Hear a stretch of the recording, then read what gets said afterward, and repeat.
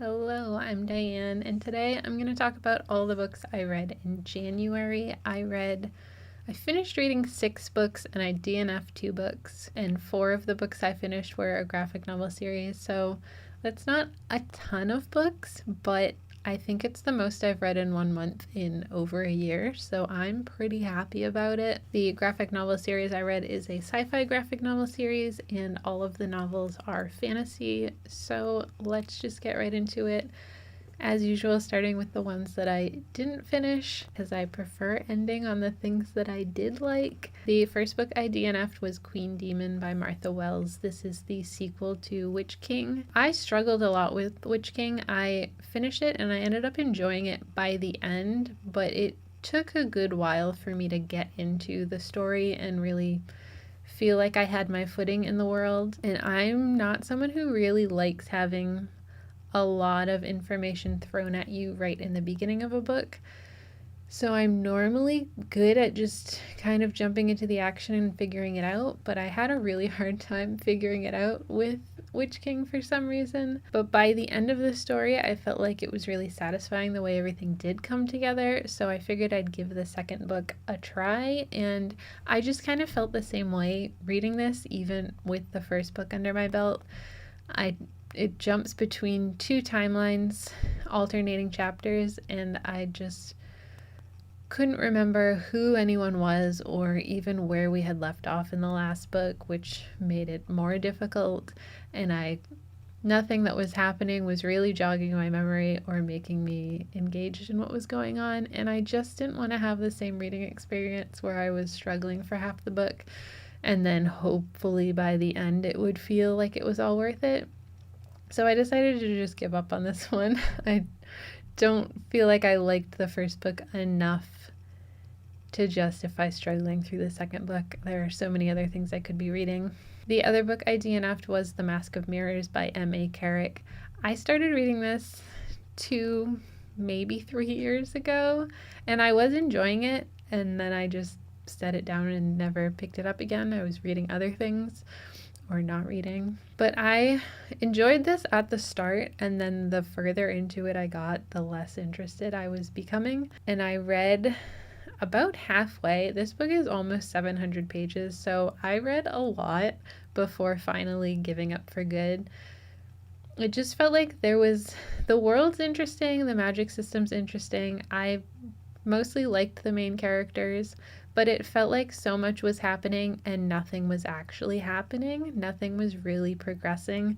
There were a lot of pieces put in place, but they didn't feel like they were going anywhere yet. I'm sure if I had gotten past the halfway point, things might have actually happened, but I don't really like just kind of sitting around waiting for anything in the plot to progress, especially after over 300 pages. It's just too long for what it is. I think if it had just been so much shorter, I would have finished it and really enjoyed it because I was interested in it, but I didn't want another 300 pages of people just putting on clothes and walking around outside. It's kind of how I felt by the middle of it. So I get why people like it. I think the world is really cool. It probably gets better after the point where I stopped, but I just don't want to do that. Next, let's talk about the graphic novel series I read. I've been reading Resident Alien by Peter Hogan and Steve Parkhouse. I watched the Resident Alien show and that concluded, and I've seen the whole show, and I wanted to read the comics that it was based off of. And I'm surprised there's a lot of things you can definitely tell where the show got its ideas from.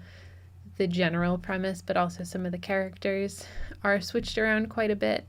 I was surprised how much was actually changed between the comics and the show. The comics feel much more low stakes. I'm very much enjoying them, but it just feels very different even with the same setup in general main characters. But for the most part, I kind of feel like Harry could not be an alien and not a lot would change in the story, in the comics anyway, but it definitely is something that keeps coming up. So I don't know, they're not quite what I expected, but I am really enjoying them and going to continue reading them because I'm not caught up yet and they are still releasing them. So I read volumes 3 through 6 in January, and there are at least 2 more collected volumes out already. Then for the novels that I read The White Octopus Hotel by Alexandra Bell. This came out in the fall, I think in September, maybe October of 2025.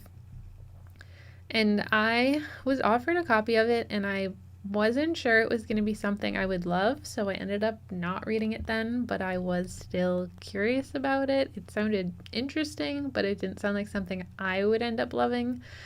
And I'm glad I did pick it up because I ended up really loving it. It follows 2 main characters. One of them at the beginning has this octopus tattoo on her body that she tries to keep covered up. And this old man shows up to visit her and gives her an octopus, I think it's a pendant. And then he passes away shortly after, and she goes searching for where this thing came from. She's not really sure why this man sought her out and gave it to her, and it leads her to this hotel. It's in a remote location, and she starts exploring this hotel, which is no longer open or operating, and she is also dealing with some unresolved trauma from her past as she's trying to solve this mystery. And then we have our other main character, who is this gentleman who served in the First World War, and he has his own traumas from that. And he also keeps seeing our other main character at the hotel and feels like he knows her or something, like somehow she's important to him, but he's not really sure why. There is time travel in this. I think there's 4 points in time that we switch between as our characters are time traveling throughout. It's not like different timelines that we're switching between, which is what I kind of expected with it. Our characters are actually traveling through time as they're doing this scavenger hunt in the hotel. And we eventually see them kind of dealing with their own things, but also figure out how their lives are actually intertwined. And I really enjoyed it, and getting the reveal of what was actually happening at the ending made me just want to go back and reread it, knowing what I knew by the end, and kind of look at all the pieces leading up to it with that bit of information in mind, which is not something I normally do. I'm not really a rereader. I love the idea of it, but I just never make time for it because I'd rather be reading new things. But this was one that, by the time I got to the end and they explained what was actually happening, I was like, I want to go back and read it like right away and just read it with that information. I didn't do that, but I am still very tempted to go back. So this might be one that I return to. And the other book I finished reading is The Faerie Morgana by Louisa Morgan. This is an Arthurian retelling following Morgana. I really like Arthurian retellings. I particularly like the character of Morgana. I like seeing the different versions of her. Different people tend to interpret her in very different ways. And this was no exception. I really liked Louisa Morgan's interpretation of her. I've read one other Louisa Morgan, and maybe it's just the 2 that I've read, but I'm assuming this is just true for all of her books, which maybe I shouldn't be assuming that, but I am. Not a great deal of action happens on page in the books of hers that I've read. I also read The Ghost of Beatrice Bird and really loved that. Not a lot of action happened on page in this book, but it still felt very gripping, and I was still very eager to see what was going to happen. And there's just something really compelling about the way that she writes to me, that nothing really big needs to be happening in front of me for me to really want to know what's going to happen and feel like I'm on the edge of my seat, even though it could just be like people sitting in a room talking and I'm like, but what's going to happen? And I don't know, that's a really great feeling when you're reading a book and you don't want to put it down because you just want to know where it's going in an exciting way and not in a why are we here kind of way.